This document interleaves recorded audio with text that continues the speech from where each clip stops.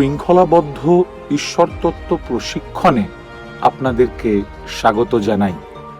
এই প্রশিক্ষণে 7টি ধাপ আছে যা ঈশ্বরের সম্পূর্ণ বাক্যকে প্রকাশ করে। যেভাবে বিভিন্ন বাদ্যযন্ত্র একসাথে বেজে একটি অপূর্ব সুরের সৃষ্টি করে। ঈশ্বরতত্ত্ববিদ্যায় আমরা শুধু একটি বাইবেলের বাক্য দেখি না, বরং আদিপুস্তক থেকে প্রকাশিত বাক্য পর্যন্ত ওই বিষয় যা যা বলে সেগুলির সম্পূর্ণ বিষয়ে আমরা আলোচনা করি, যা প্রমাণ করে সেটি সত্য ও খাঁটি, যাতে আমরা যা কিছু বিশ্বাস করি তা যেন মজবুত হয়।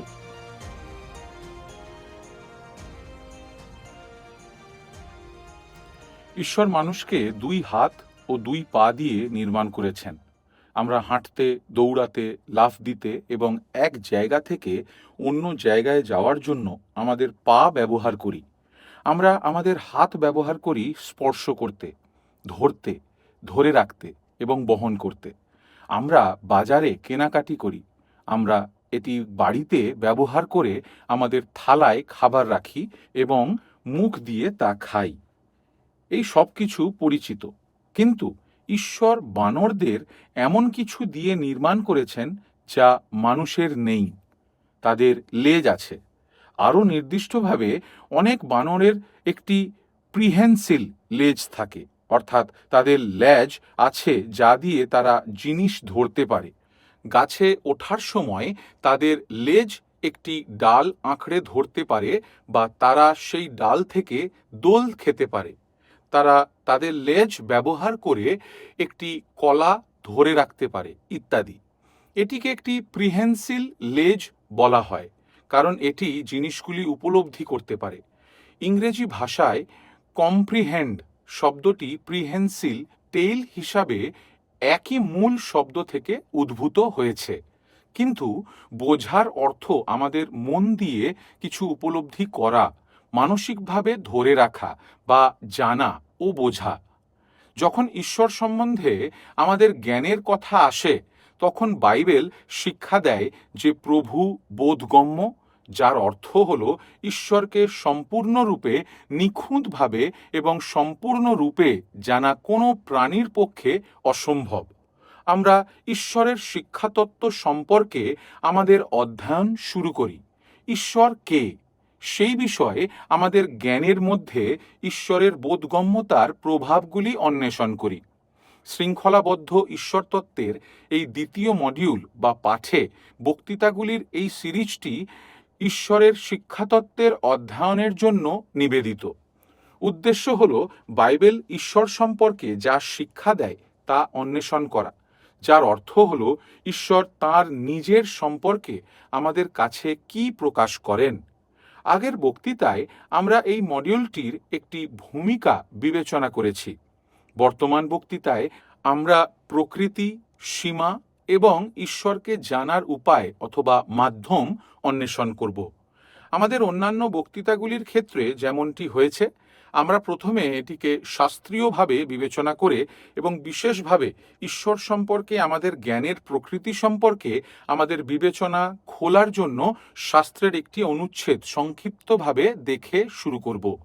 ইয়োব 11 অধ্যায় 7 থেকে 9 পর্যন্ত আমরা যা পড়ি তা বিবেচনা করুন। এটি বলে, তুমি কি ঈশ্বরকে খুঁজে বের করতে পারো? আপনি কি সর্বশক্তিমানকে পরিপূর্ণতার দিকে খুঁজে পেতে পারেন? এটি স্বর্গের মতো উঁচু, তুমি কি করতে পারবে? নরকের চেয়ে গভীর, তুমি কি জানতে পারবে? এর পরিমাপ পৃথিবীর চেয়ে দীর্ঘ এবং সমুদ্রের চেয়ে প্রশস্ত। লক্ষ্য করুন যে পদ 7 2টি অনুসন্ধানমূলক প্রশ্ন দিয়ে শুরু হয়েছে। এগুলি আসলে এমন প্রশ্ন যা না উত্তর অনুমান করে। আমরা ঈশ্বরের সমস্ত গভীরতা অনুসন্ধান করতে পারি না। সর্বশক্তিমানকে সঠিকভাবে জানা অসম্ভব। 8 থেকে 9 পদে যা বলা হয়েছে তাতে এটি স্পষ্ট করা হয়েছে। এটি খুব উঁচু, খুব গভীর, খুব বিস্তৃত আমাদের জন্য, আমাদের মনকে ঈশ্বরের চারপাশে আবৃত করার জন্য। যিশাইয় ভাববাদী এই বিষয়টিকে 40 অধ্যায়ের 28 পদে আরও জোরদার করেছেন, যা বলে, তুমি কি জ্ঞাত হও নাই? তুমি কি শুনো নাই? অনাদি অনন্ত ঈশ্বর সদাপ্রভু পৃথিবীর প্রান্ত সকলের সৃষ্টিকর্তা ক্লান্ত হন না, শ্রান্ত হন না, তাহার বুদ্ধির অনুসন্ধান করা যায় না। প্রথমত যিশাইয় এই সত্যের প্রতি আবেদন করেন যে ঈশ্বরের লোকেরা ঈশ্বর সম্বন্ধে কিছুটা জানে। তারা জানে যে ঈশ্বর কি প্রকাশ করেছেন। তিনি চিরস্থায়ী ঈশ্বর, প্রভু, সমস্ত কিছুর স্রষ্টা, এবং তার ক্ষমতা সীমাহীন। তিনি এও বলেন তার বোধগম্যতার কোনো খোঁজ নেই। আমরা ইয়োব পুস্তকে যা দেখেছি তার সাথে এটি কিভাবে একই ভাষা তা লক্ষ্য করুন। বিশ্বাসে প্রভু সম্পর্কে যথেষ্ট জানেন যে কেউ ঈশ্বরের উপলব্ধির সম্পূর্ণ পরিধি অনুসন্ধান করতে পারে না। কাজেই ইয়োব 11 অধ্যায়ের 7 থেকে 9 হল বাইবেলের অনেকগুলি অনুচ্ছেদের মধ্যে একটি যা ঈশ্বরের অবোধগম্যতাকে তুলে ধরে। এই শব্দটি অবোধগম্যতা একটি বড় ইংরেজি শব্দ, কিন্তু এটি কেবল এই সত্যটিকে বোঝায় যে বিশ্বাসীরা ঈশ্বরকে সত্যই জানে, কিন্তু তারা ঈশ্বরকে পুরোপুরি, নিখুঁতভাবে এবং সম্পূর্ণরূপে জানতে পারে না। দ্বিতীয়ত, আসুন আমরা ঈশ্বর সম্পর্কে আমাদের জ্ঞানের সাথে সম্পর্কিত কিছু শিক্ষাতত্ত্ব বিবরণ বিবেচনা করি। আমরা এখানে কয়েকটি জিনিস লক্ষ্য করব। প্রথমত, আমরা এই সত্য দিয়ে শুরু করি যে ঈশ্বর অসীম, অর্থাৎ ঈশ্বর সীমাবদ্ধ নন। তাই অসীম মানে ঈশ্বর সীমাহীন, সীমানা, পরিমাপ এবং মাত্রা ছাড়াই। যা কিছু সৃষ্টি হয়েছে সব প্রাণী প্রয়োজনের দ্বারা সীমাবদ্ধ নন। সুতরাং আপনি সসীম এবং একটি গাছ সসীম, আকাশের একটি তারা সসীম, এমনকি একজন স্বর্গদূতও সসীম। তারা সব সীমিত সময়ের মধ্যে সীমিত, কিছু পরিস্থিতিতে, স্থানের পরিপ্রেক্ষিতে এবং অন্যান্য অসংখ্য উপায়ে সীমিত। সত্য যে ঈশ্বর অসীম, যা সীমাহীন, তার সত্তায় তিনি সীমাহীন, মানে তিনি যা কিছু সেই সমস্ত গুণাবলীতে তিনি অসীম। তাই তার অসীম ক্ষমতা রয়েছে। তাই আমরা তাকে সর্বশক্তিমান বলে উল্লেখ করি। তিনি সর্বশক্তিমান, সর্বশক্তিশালী। এটা তার প্রজ্ঞার ক্ষেত্রে সত্য। তার সমস্ত প্রজ্ঞা আছে, সীমাহীন জ্ঞান। তিনি সব কিছু জানেন। তার পবিত্রতা অসীম, তার মঙ্গলময়তা অসীম। যেহেতু ঈশ্বর অসীম এবং যেহেতু আমরা সসীম, আমরা খুবই সীমিত। যারা সীমিত তাদের পক্ষে এটি অসম্ভব, যেমন আমরা সীমিত, যে আমরা যা অসীমটাকে জানি সেই ঈশ্বরকে জানি যিনি সীমাহীন। এটি পৃথিবীর সমস্ত মহাসাগরকে তাদের সমস্ত গভীরতা সহ একটি একক ঝিনুকের মধ্যে ধরে রাখার মতো অসম্ভব। আপনার বাহু সমস্ত আকাশের পথ পেরিয়ে যেতে পারে না এবং একটি তারাকে ধরতে পারে না। একইভাবে আপনার চিন্তাভাবনা ঈশ্বরের অতল সত্তাকে অনুধাবন করতে পারে না। ঈশ্বর সম্পর্কে যা জানার আছে তা মানুষ জানতে পারে না। এখন এটাই এই পৃথিবীতে সত্য। এটা সত্য কেবলমাত্র এই পৃথিবীতে নয়, কিন্তু আসন্ন পৃথিবীতেও, এমনকি অনন্তকালেও যে কোনো প্রাণীর পক্ষে অসম্ভব হয়। যারা স্বর্গদূত এবং সেই সাথে মুক্তিপ্রাপ্ত বিশ্বাসীদেরও কখনো সম্পূর্ণরূপে দেখা এবং সম্পূর্ণরূপে উপলব্ধি করার সমস্ত গভীরতা, বিস্ময় এবং মহিমাকে উপলব্ধি করা যে ঈশ্বর তাঁর সত্তায় আছেন, যার অর্থ হল স্বর্গে অনন্তকাল ধরে। বিশ্বাসী ক্রমাগতভাবে ঈশ্বরের মহিমা সম্পর্কে আরও বেশি করে শিখতে থাকবে। দ্বিতীয়ত, আমরা স্রষ্টা এবং সৃষ্টির মধ্যে পার্থক্য বিবেচনা করতে পারি। সৃষ্টি ঈশ্বরকে সেইভাবে জানতে পারে না যেমনভাবে ঈশ্বর নিজেকে জানে। আর কোনো মানুষ ঐশ্বরিক সত্তাকে দেখতে পারে না। প্রথম তিমথি 6 অধ্যায়ের 15 থেকে 16 পদে আমরা যা পড়ি তা মনে রাখুন। এটি ঈশ্বরকে সেই সম্পর্কে কথা বলতে গিয়ে বলে, কেননা ইতিপূর্বেও কেহ কেহ শয়তানের পশ্চাৎ বিপদগামিনী হইয়াছে।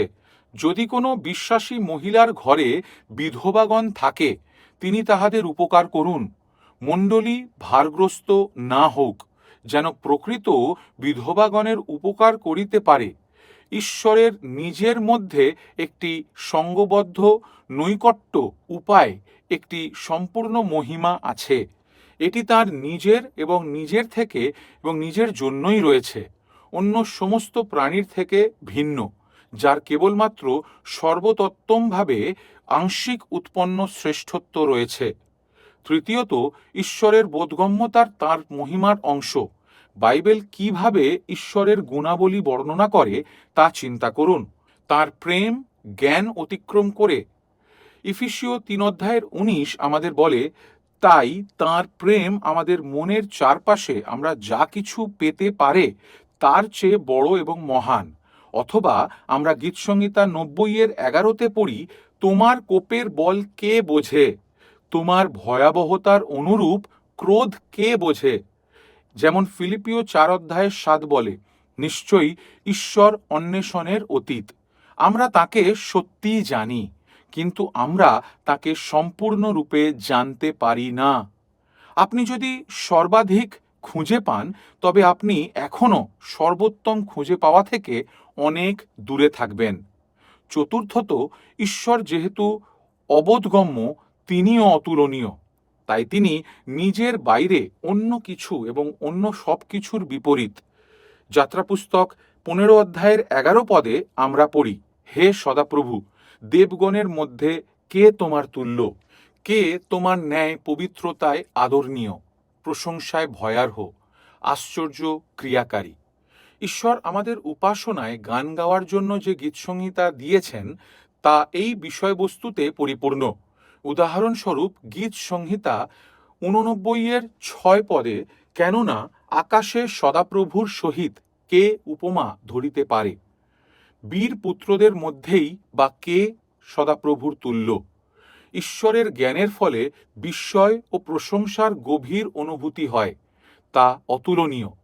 প্রভুর মতো সত্যিই কেউ নেই। এই পৃথিবীর সমস্ত মিথ্যা দেবতা কোনোভাবেই তার সাথে তুলনা করতে পারে না। গীতসংহিতা 86-র 8 পদ বলে, হে প্রভু, দেবগণের মধ্যে তোমার তুল্য কেহই নাই, তোমার কর্ম সকলের তুল্য কিছুই নাই। এটি অবশ্যই সমস্ত মূর্তি পূজার মন্দতাকে জোর দেয়। জীবিত এবং সত্য ঈশ্বরের উপরে অন্য কিছু রাখা, তাই তার বোধগম্যতার তার অতুলনীয় হওয়ার সাথে সম্পর্কিত। এটা তার মহিমা প্রকাশ করে। পঞ্চমত, ঈশ্বর মানবজাতির কাছে নিজেকে প্রকাশ করার জন্য নিজেকে নামিয়ে আনেন। তিনি যে মাধ্যমে এটি করেন তার মধ্যে রয়েছে সৃষ্টি, সংরক্ষণ, তবে বিশেষ করে তার বাক্য পবিত্র শাস্ত্র। তাই সৃষ্টিতে আমরা গীতসংহিতা 19-এ পড়ি যে স্বর্গ ঈশ্বরের মহিমা ঘোষণা করে। রোমিও 1 এটিকে তুলে ধরে এবং বলে যে সৃষ্ট আদেশের মাধ্যমে আমরা তার শক্তি দেখতে পারি, আমরা তার অস্তিত্ব দেখতে পারি, আমরা তার কল্যাণের কিছু দেখতে পারি ইত্যাদি। তাই এখানে আমরা কিছু বিষয় দেখতে পাই। আমরা তার সংরক্ষণে একই জিনিস দেখতে পাই, তার শক্তি এবং সময়ের সাথে সাথে যা ঘটে তা প্রকাশ করা। কিন্তু আমরা বিশেষ করে পবিত্র শাস্ত্রে সবচেয়ে স্পষ্টভাবে, সবচেয়ে সম্পূর্ণভাবে এবং সবচেয়ে সুন্দরভাবে ঈশ্বর সম্পর্কে শিখি। তিনি আমাদের নিজের সম্পর্কে জ্ঞান দিয়েছেন। মানুষ অবশ্যই ঈশ্বরের প্রতিমূর্তিতে নির্মিত, এবং যেমন রোমিও 2 অধ্যায়ে আমাদের বলে, আমাদের ঈশ্বরের একটি সহজাত এবং অনিবার্য জ্ঞান আছে, অর্থাৎ মানুষের চেতনার মধ্যে রোপিত ঈশ্বরের ঐশ্বরিক অস্তিত্বের অনুভূতি রয়েছে। এটি আমাদের বাইরে যা দেখি তার সাথে মিলে যায়, যাতে প্রভু রোমিয়ের পুস্তকে বলেন যে প্রত্যেক মানুষ অজুহাতহীন। তারা সকলেই জানে যে একজন ঈশ্বর আছেন, যিনি তাদের সৃষ্টি করেছেন এবং যার কাছে তারা জবাবদিহি করছে। কিন্তু এই জ্ঞান পবিত্র আত্মার শক্তি ও পরিচর্যা ছাড়া অসংরক্ষিত। আমরা দেখি যে ১ করিন্থীয় ২:১৩-১৬ প্রাকৃতিক মানুষ যা আধ্যাত্মিক তা বুঝতে পারে না। এটি শাস্ত্রের প্রাথমিকতার সম্পর্কের সাথে বিশেষভাবে গুরুত্বপূর্ণ, কারণ এটি বাইবেলে রয়েছে যে ঈশ্বর আমাদের এই সত্যটি দেখান যে তিনি একজন ঈশ্বর যিনি রক্ষা করেন, একজন ঈশ্বর যিনি তাঁর লোকেদের জন্য মুক্তির ব্যবস্থা করেছেন, যা সৃষ্টিতে বা সংরক্ষণে দেখা যায় না। তাই বাইবেলের প্রকাশনে আদিপুস্তক থেকে প্রকাশিত বাক্য পর্যন্ত ঈশ্বর তাঁর লোকেদের বিভিন্ন উপায়ে দেখিয়েছেন তিনি কে। আমরা আমাদের প্রথম বক্তৃতায় এটি কতটা গুরুত্বপূর্ণ তা উল্লেখ করেছি। মসি, দাউদ, জিরোমীয় এবং প্রেরিত পৌলের কাছে এটি কতটা গুরুত্বপূর্ণ ছিল। আর আপনি যখন বাইবেল পড়ছেন, আপনি বিশেষ কিছু বিষয় লক্ষ্য করবেন। এটি জিনিস বা আমরা এখানে তুলে ধরব, ভবিষ্যতের একটি বক্তৃতায় এতে ফিরে আসব। তা হলো প্রভু এমন ভাষা ব্যবহার করবেন যা আমাদের নিজস্ব মানবতার সঙ্গে মেল করে না বা নিচে নেমে আসে। তাই বাইবেল কথা বলে উদাহরণস্বরূপ ঈশ্বরের চোখ সম্বন্ধে বা ঈশ্বরের কান সম্বন্ধে। ঈশ্বর কিছু শুনছেন, ঈশ্বরের বাহু, তার শক্তি, ঈশ্বর আসছেন, ঈশ্বর যাচ্ছেন ইত্যাদি। আমরা জানি যে ঈশ্বরের মানুষের মতো শরীর নেই। এই ভাষাকে আমরা সমন্বয় বিধান বলি। তিনি আমাদের মানবতাকে মেনে চলেছেন। অন্য কথায়, তিনি এমন উপায়ে কথা বলছেন যেন আমরা বুঝতে পারি। যে ভাষা মানব দেহের প্রতীক ও ছবি ব্যবহার করে তাকে নৃতাত্ত্বিক ভাষা বলে। তাই এটি মানুষের শরীরের ভাষা। এটা আমাদের বলছে না যে ঈশ্বরের আক্ষরিক অর্থে আমাদের মতো চোখ বা মুখ আছে, অথবা আমাদের মাথার পাশের কানের মতো কান আছে, বরং প্রভু এটিকে ব্যবহার করছেন তিনি কে তা ব্যাখ্যা করার জন্য, যেভাবে আমরা বুঝতে পারি। জন ক্যালভিন এটিকে ঈশ্বর আমাদের প্রতি স্মিত বলে উল্লেখ করেছেন। এর মানে কি? আপনি একটি ছোট শিশুকে ধরে থাকা একজন পিতামাতার ছবি কল্পনা করুন। তিনি ছোট শিশুর সাথে ছোট বাক্যে এবং শব্দে এবং এমনভাবে কথা বলবেন যাতে শিশুটি বুঝতে পারে। যেহেতু শিশুর সীমিত শব্দ ভাণ্ডার রয়েছে, তাই ঈশ্বর আমাদের কাছে আসছেন এবং তিনি লিপিং করছেন। যখন তিনি বলেন যে তিনি তার ডান বাহুর শক্তি প্রদর্শন করবেন, এটি আমাদের আক্ষরিক অর্থে বলছেন না যে ঈশ্বরের একটি বাহু আছে, তবে এটি একটি ছবি যা আমাদের দেখায় যে ঈশ্বর শক্তিশালী। প্রকৃতপক্ষে তিনি সমস্ত ক্ষমতা রাখেন, যেমন আমরা ভবিষ্যতে বক্তৃতা দেখব। যখন এটি বলে যে সমগ্র পৃথিবীতে তার দৃষ্টি যায় এবং এদিক সেদিক বিচরণ করে, এটি বলছে যে ঈশ্বর সর্বত্র বিরাজমান, ঈশ্বর সর্বত্র দেখতে পান, যে তিনি আমাদের অন্তরের ভিতরে এবং বাইরের সব কিছুই জানেন।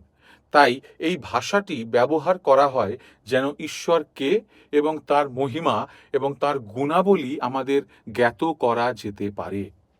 তাই সংক্ষেপে আমরা এই মতবাদে ঈশ্বর সম্পর্কে আমাদের জ্ঞানের প্রকৃতি এবং সীমা শিখি।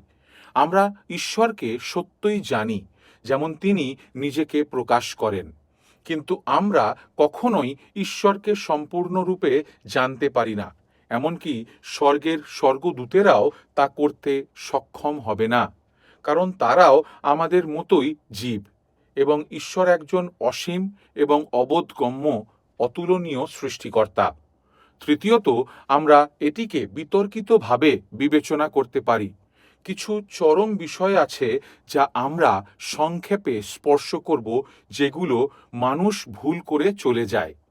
একদিকে তারা আছে যারা বলে যে আমরা ঈশ্বরকে জানতে পারি না। এখানে আপনি সৃষ্টিকর্তার সাথে মানুষের পরিচিতি থাকার পথকে কেটে ফেলার ত্রুটি করছেন। এটি বাইবেলের সমস্ত কিছুকে অস্বীকার করে। চিন্তা করুন, বাইবেল ঈশ্বরের কাছ থেকে পাওয়া একটি প্রকাশন। ঈশ্বর কে এটি তাঁকে উন্মোচন করে। সৃষ্ট ক্রম উভয় ক্ষেত্রেই যেখানে আমরা তার মহিমা দেখতে পাই, সেই সাথে তার বাক্যে যেখানে আমরা তার মহিমাকে আরও নির্ভুলভাবে দেখতে পাই, প্রাণীর সাথে কিছু যোগাযোগ করার এটি হলো সম্পূর্ণ উদ্দেশ্য। আর তাই ঈশ্বরকে কিছুতেই না জানতে পারার এই আপত্তি সব কিছুর মাথায় ঘুরপাক খায়।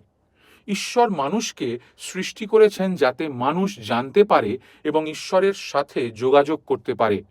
বাগানে এটাই সত্য ছিল। সেখানে আদম দিনের শীতল সময় প্রভুর সাথে হাঁটছেন, তার সাথে যোগাযোগ করছেন। পতন এবং পাপের প্রবেশের পরে প্রভু পাপের ফলে আগত শত্রুরা দূর করার জন্য এবং প্রভু যীশু খ্রিস্টের ব্যক্তিত্বের মাধ্যমে ঈশ্বর যে মিলন ও সহভাগিতার প্রদান করেছিলেন তা পুনরুদ্ধার করার জন্য পরিত্রাণের একটি উপায় প্রদান করেন। সুতরাং এই আপত্তি সৃষ্টির সমগ্র উদ্দেশ্য এবং শাস্ত্রকে ক্ষুণ্ণ করবে এবং এটি পরিত্রাণের মূল বিষয়কেও ক্ষতিগ্রস্ত করবে। অন্যদিকে কিছু লোক আছে যারা মনে করে যে আমরা ঈশ্বরকে পুরোপুরি জানতে পারি। আমরা ঈশ্বরকে জানতে পারি যেভাবে ঈশ্বর নিজেকে জানেন। এটিও একটি ত্রুটি। স্রষ্টা অথবা সৃষ্টির পার্থক্য হিসাবে আমরা আগে যা বর্ণনা করেছি তার সাথে আঁকড়ে ধরার ব্যর্থতা। তিনি নিজেকে যেমন জানেন সেইভাবে ঈশ্বরকে জানতে হলে আপনাকে ঈশ্বর হতে হবে, আপনাকে অসীম হতে হবে, আপনার সীমাহীন জ্ঞান থাকতে হবে। সংজ্ঞা অনুসারে এটি অসম্ভব। আর তাই বলা যে আমরা ঈশ্বরকে পুরোপুরিভাবে জানতে পারি তা হলো মানুষকে গ্রহণ করা এবং তাকে ঈশ্বর করা, মানুষকে স্বয়ং ঈশ্বরের স্তরে উন্নীত করার চেষ্টা করা, যা মূর্তি পূজা। বাইবেল এর নিন্দা করে। নিজেকে ঈশ্বরের স্তরে উন্নীত করার প্রতিটি প্রচেষ্টাই মানুষকে শয়তানের মতো করে তোলে। এটি তো শয়তান করেছে, তাই না? সে তার চেয়েও উচ্চতর কিছু আঁকড়ে ধরেছিল, যা মন্দ। তাই এটি একটি মন্দ ধারণা যা প্রত্যাখ্যান করা উচিত। বাইবেল বিশ্বাসী মানুষ, খ্রিস্টান অবিশ্বাসীদের দ্বারা প্রত্যাখ্যান করা উচিত। তৃতীয়ত, এমন কিছু লোক আছে যারা বলে, হ্যাঁ, আমরা ঈশ্বরকে জানতে পারি, কিন্তু এটা আমাদের কাছে তেমন গুরুত্বপূর্ণ নয়। সব ধরনের জিনিসই গুরুত্বপূর্ণ। আমরা কিভাবে বাস করি, আমরা কি করি, আমরা কিভাবে চিন্তা করি, দৈনন্দিন জীবনের ব্যবহারিকতা এবং আরও অনেক কিছু।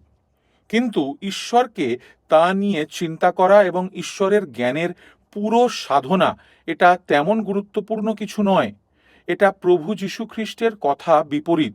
যীশু যোহন 17:3 কি বলেছেন তা চিন্তা করুন।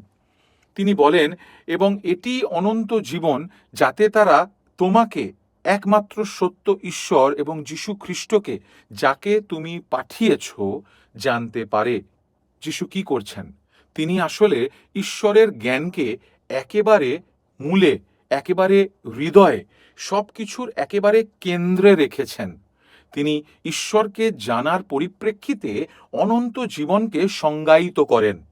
প্রকৃতপক্ষে সুসমাচার হল সেই মাধ্যম যা ঈশ্বর আমাদেরকে ঈশ্বরকে জানার জন্য, উপভোগ করার শেষ পর্যন্ত নিয়ে আসার জন্য প্রদান করেছেন। এখন এই পৃথিবীতে এটি সত্য। বিশ্বাসীর এখন অনন্ত জীবন আছে এবং এইভাবে ঈশ্বরের পরিত্রাণের জ্ঞানের আনিত হয়। সেখানে সে তাকে দেখতে, তার দিকে তাকিয়ে থাকতে, তাকে উপাসনা করতে, তাকে আনন্দ দিতে সক্ষম হয়। অবশ্যই স্বর্গ কীরূপ, এটি হলো তার মূল এবং কেন্দ্র। স্বর্গের আনন্দ হলো ঈশ্বরের দর্শন প্রাপ্তি এবং প্রভু যীশু খ্রিস্টের ব্যক্তির মধ্যে তার মহিমা দেখতে পারা। এটি কি গুরুত্বপূর্ণ? হ্যাঁ, এটি আমাদের কাছে সবচেয়ে গুরুত্বপূর্ণ। তাই আমাদের কাছে এটি অধ্যয়ন করার জন্য এই পুরো পাঠটি রয়েছে। চতুর্থত, আমরা এখন ঈশ্বর সম্পর্কে আমাদের জ্ঞানের প্রকৃতি এবং সীমা সম্পর্কিত এই শিক্ষতত্ত্ব থেকে নিজেদের জন্য কিছু ব্যবহারিক প্রয়োগ তুলে ধরতে পারি। আমরা কয়েকটি জিনিস তুলে ধরব।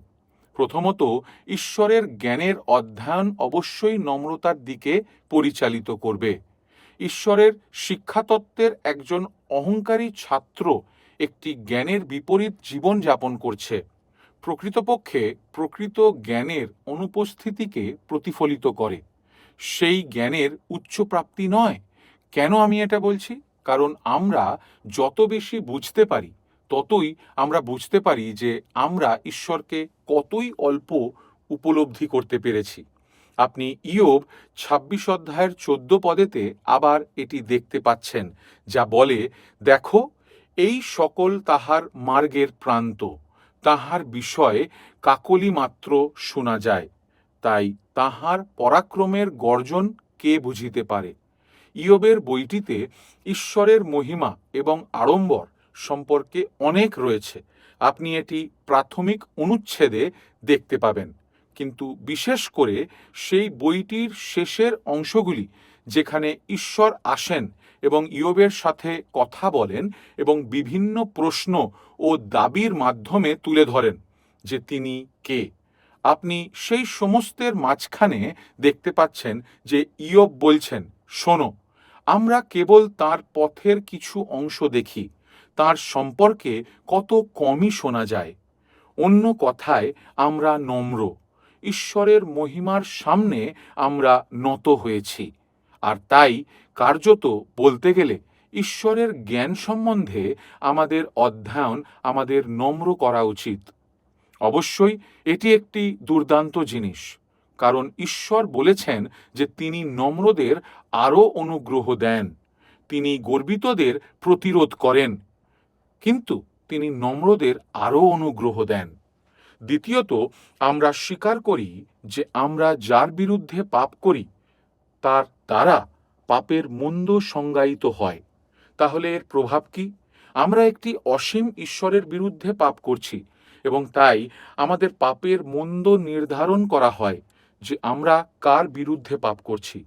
যদি তিনি একজন অসীম ঈশ্বর হন, তাহলে এটা বোঝায় যে পাপের জন্য সীমাহীন অনন্ত শাস্তির প্রয়োজন।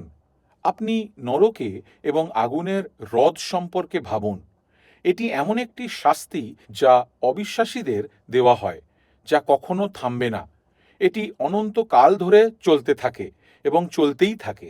আপনি মনে করবেন, আচ্ছা, কেন সীমিত সংখ্যক পাপের ফলে সীমাহীন শাস্তি হয়? উত্তর হলো, কার প্রতি আমরা পাপ করছি? আমরা অসীম ঈশ্বরের বিরুদ্ধে পাপ করছি। তৃতীয়ত, আমাদের অবশ্যই প্রভু এবং তার সম্পর্কে আমরা যা জানি সেটিকে সব কিছুর উপরে মূল্য দিতে হবে। দাউদ গীতসংহিতায় এটি প্রকাশ করেছেন। গীতসংহিতা ২৭ অধ্যায় ৪ পদে আমরা তা গান করি, সদাপ্রভুর কাছে আমি একটি বিষয় যাচনা করিয়াছি, তাহারই অন্বেষণ করিব, যেন জীবনের সমুদয় দিন সদাপ্রভুর গৃহে বাস করি, সদাপ্রভুর সৌন্দর্য দেখিবার ও তাহার মন্দিরে অনুসন্ধান করিবার জন্য। অন্য কথায়, আপনি প্রভুকে জানবেন তা সর্বপ্রথম বিষয় করবেন আপনার অনুসরণের খাতিরে। আমরা একটা জিনিস চাই, একটা জিনিস খুঁজি, প্রভুর সৌন্দর্য দেখা। এটি ঈশ্বরের জ্ঞানের মূল্যায়ন করে যা তিনি আমাদের দেন। চতুর্থত, আমাদের ঘন ঘন এবং আন্তরিক প্রার্থনার সাথে ঈশ্বর সংক্রান্ত শাস্ত্রীয় শিক্ষার অধ্যয়ন করা উচিত। ঈশ্বরের বোধগম্যতার কারণে আমাদের পবিত্র আত্মার সাহায্যের নিদারুণ প্রয়োজন। আমাদের মনকে আলোকিত করার জন্য এবং আমাদের অনুরাগকে আলোড়িত করার জন্য এবং আমাদের ভক্তিকে গভীর করতে এবং তৃত্ব ঈশ্বরকে মহিমান্বিত করার জন্য আমাদের ক্রিয়াকলাপ পরিচালনা করতে আমাদের পবিত্র আত্মার সাহায্যের প্রয়োজন। প্রার্থনা হলো প্রভুর উপর নির্ভরতার একটি অভিব্যক্তি এবং তাই আমরা প্রার্থনা সহকারে অধ্যয়ন করি ঈশ্বর কে। নির্ভরশীলভাবে সাহায্য চাই পবিত্র আত্মার পরিচর্যার। সবশেষে ঈশ্বরের অধ্যয়নকে কখনোই নিছক বুদ্ধিবৃত্তিক অনুশীলনে পরিণত হতে দেবেন না। এখন এটা সত্য যে এই শিক্ষাতত্ত্বগুলি যা আমরা এই পাঠে অধ্যয়ন করিতে যাচ্ছি তা আমাদের মনকে প্রসারিত করে। এগুলির কঠোর মানসিক প্রচেষ্টা প্রয়োজন। সর্বোপরি আমরা ঈশ্বর সম্পর্কে চিন্তা করছি, কিন্তু এগুলি বুদ্ধিবৃত্তিকভাবে নেশাগ্রস্তও হতে পারে।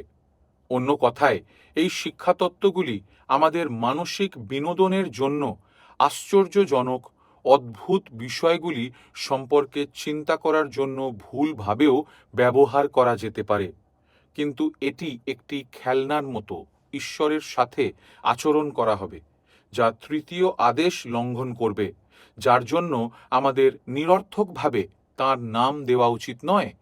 আমাদের অধ্যয়ন অবশ্যই সর্বদা বিস্ময়কর, আশ্চর্যজনক, আনন্দদায়ী এবং শ্রদ্ধাশীল উপাসনার দিকে পরিচালিত করবে।